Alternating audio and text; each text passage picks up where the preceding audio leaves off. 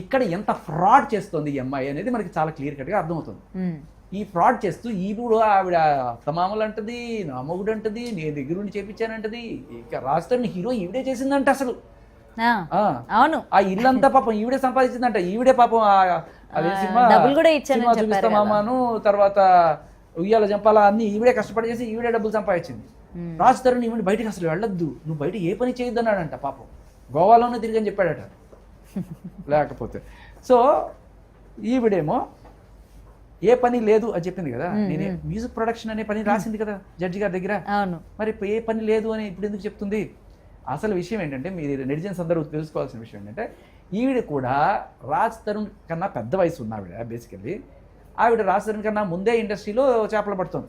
అంటే అవకాశాల కోసం ట్రై చేస్తుంది, చిన్న చిన్న షార్ట్ ఫిల్మ్స్ చేసుకుంటూ ఉంది. ఆ చింటూ అనే వ్యక్తితో, మీరు ఆ మంచం కొలచప్పుడు వినే ఉంటారు, ఆ చింటూ అనే వ్యక్తితో ఈవిడ ఏదో దేవదాసు అనేదో ఒక ఇది కూడా చేసింది.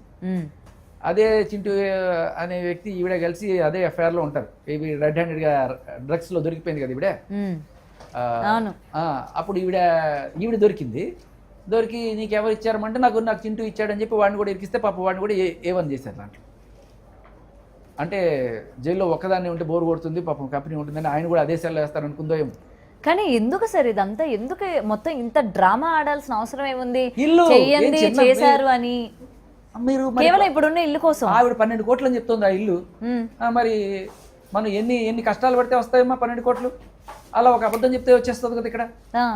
ఎంత దారుణమైన అబద్ధం! మనస్ఫూర్తిగా అంగీకరించాను. ఎట్లా అంగీకరిస్తావు నువ్వు? ఒక మనిషి వివాహిత, ఒక రాష్ట్ర భార్య అయితే మస్తాన్ సాయిని ప్రపోజ్ చేస్తే ఎలా అంగీకరిస్తావు?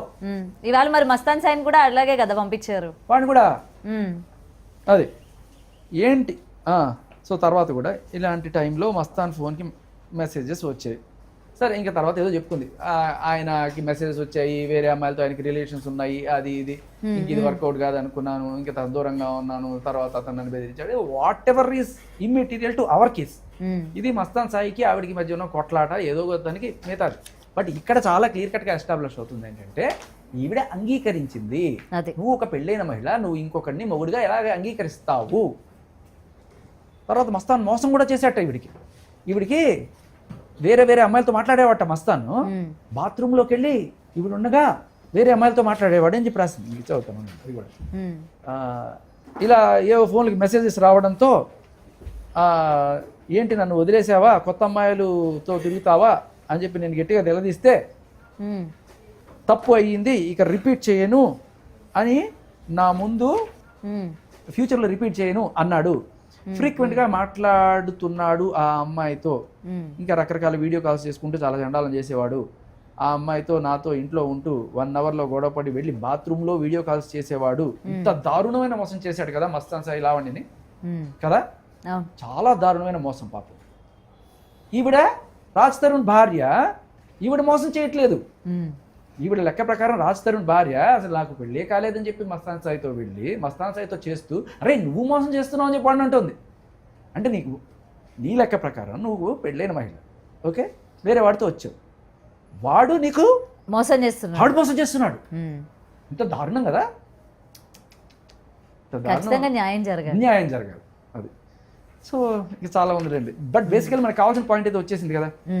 సో ఇప్పుడు ఆవిడ ఇల్లు కోసం అంతే కదా. కానీ వాళ్ళ ఇంట్లో ఎలా ఉండనిస్తున్నారండి లావణ్యని అంత పెద్ద ఇష్యూ అయినాక కూడా? ఏమా ఇటువంటి మనుషులు అంటే కబ్జాలు, లేకపోతే దొంగ కేసులు పెట్టి డబ్బులు పొందడాలు, ఇటువంటి వాటి అలవాటు పడిన వాళ్ళు ఏమీ తెలియని, ఎట్టా అంటే గట్టిగా కసితే బాబోయ్ అని చెప్పి భయపడే వాళ్ళు నేర్చుకుంటారు. రాజ్ తరుణ్ ఇవాళ దాకా ఎందుకు రాలేదు మీరు అడుగుతున్నారు కదా. ఫస్ట్ ఆఫ్ ఆల్ మనిషి భయస్తుడు. ఇవాళ మీడియా ముందుకు వచ్చి ఇంకొకటి ఏంటంటే, కేసు ఉండగా మనిషి ఎదురుపడడం కూడా కరెక్ట్ కాదు. అతని మీద 493 కేసు పెట్టింది. ఇంకొకటి, ఒకవేళ మీడియా పరంగా ముఖాముఖి ఆయన మాట్లాడుకోకపోయినా, ఆయన నచ్చ చెప్పుకోనో లేకపోతే ఆయనకైనా ప్రూఫ్స్ అయినా సరే పర్సనల్ గా సోషల్ మీడియా ద్వారా రిలీజ్ చేయాలి కదా అని కూడా క్వశ్చన్ చేస్తూ ఉంటారు. మరి అదే ఆయన తరపున మీరందరూ రిలీజ్ చేస్తూ ఉంటారు కదా. సో అంటే ఒకప్పుడు అంటే నాకు నిజంగా రాస్తాను తెలియదు. ఆ గుంటూరు ఎఫ్ఐఆర్ నేను ఏదేదో చేసి పట్టుకొచ్చాం. సో ఇప్పుడు కూడా తనకి చేసుకునేంత టాలెంట్ ఎక్కడ ఉంది? బేసికలీ ఆయనకి ఏదో షూటింగ్ చేసుకుంటాడు, కామ్గా ఇది చేస్తాడు.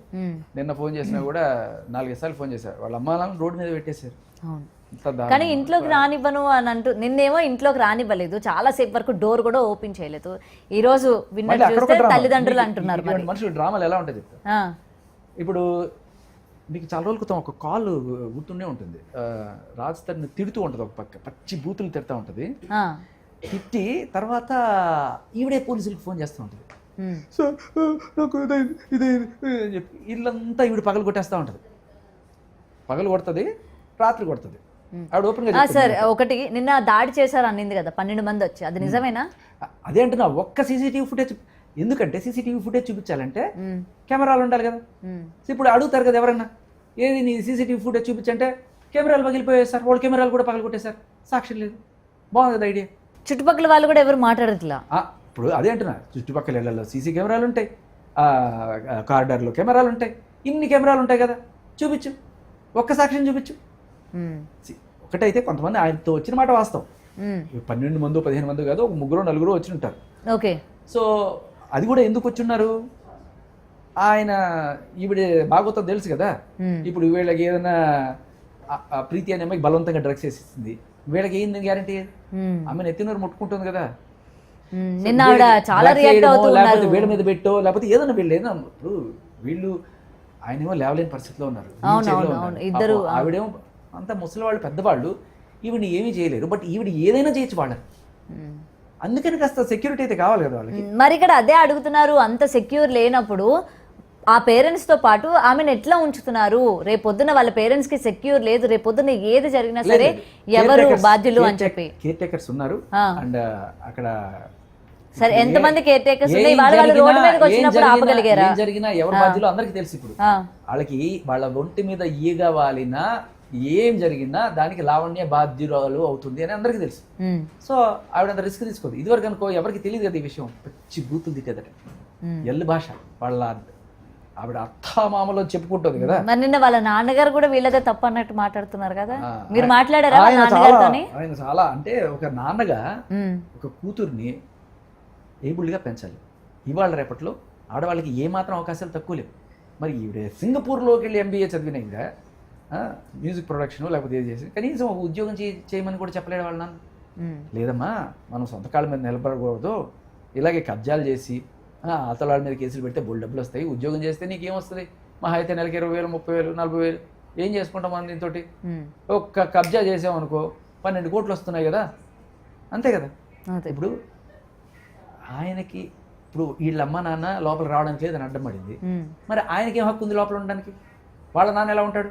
వాళ్ళ నాన్న, వాళ్ళ తమ్ముడు, వీళ్ళందరూ లోపల శుభ్రంగా, అంటే ఒక మనిషిని బయటికి గెంటేసి శుభ్రంగా ఆక్యుపై చేసుకొని, సరే నువ్వున్నావు పోనీ, నువ్వు ఏదో పెళ్ళాం అనే దీంట్లో ఉంటున్నా అని చెప్పి చెప్పుకున్నావు కదా, మరి ఏంటి బెటాలియన్?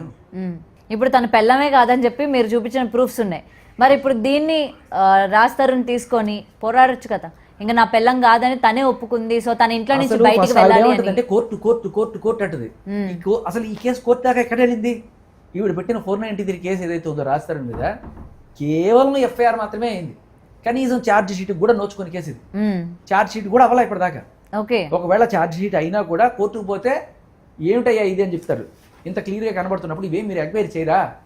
సరే చెయ్యవు, ఎందుకంటే ఇది వేరే మీ పోలీస్ స్టేషన్ కాదు, వేరే పోలీస్ స్టేషన్లో ఉంది, లేకపోతే వేరే కోర్టులో ఉంది, ఇది ఆంధ్ర ఇది తెలంగాణ కాబట్టి మీకు తెలియదు అని కూడా సమర్థించుకోవచ్చు.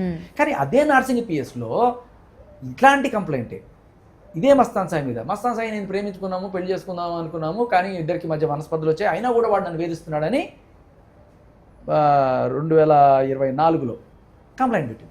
అలా కంప్లైంట్ పెట్టిన ఆవిడ రాజ్ తరుణ్ కూడా ఎట్లా క్లెయిమ్ చేస్తుంది? ఇప్పుడు ఇంత జరుగుతున్న అన్నిటికీ ఒక సమాధానం ఇవ్వండి, వాళ్ళు మీ చేతిలోనే ఉంది. అద్భుతమైన సమాధానం ఇది. ఇప్పుడు అది కూడా కాదలేని సమాధానం, ఎందుకంటే జడ్జి ముందు ప్రమాణం చేసి ఇది నా సంతకం కాదు ఇట్లాంటివన్నీ తప్పించుకుంది కదా, ఇప్పుడు ఇది ఎక్కడి నుంచి తప్పించుకుంటాం? మరి నెక్స్ట్ ఎలా ప్రొసీడ్ అవబోతున్నారు? ఇప్పుడు ఇంత పెద్ద ఆధారం మీ దగ్గర ఉంది కాబట్టి, ఎందుకంటే ఇది ఒకటి చూపిస్తే ఇది ఒకటి యాక్సెప్ట్ చేస్తే తన ఇంట్లో నుంచి బయటకు వచ్చేస్తుంది, వాళ్ళ పేరెంట్స్ సేఫ్ అవుతారు, రాజ్ తరుణ్ పైన ఉన్న కేసులు కూడా ఎంతో కొంత తీసే ప్రయత్నం కూడా ఉంటుంది. మరి మీరు ఏ విధంగా ప్రొసీడ్ అవ్వాలనుకుంటున్నారు?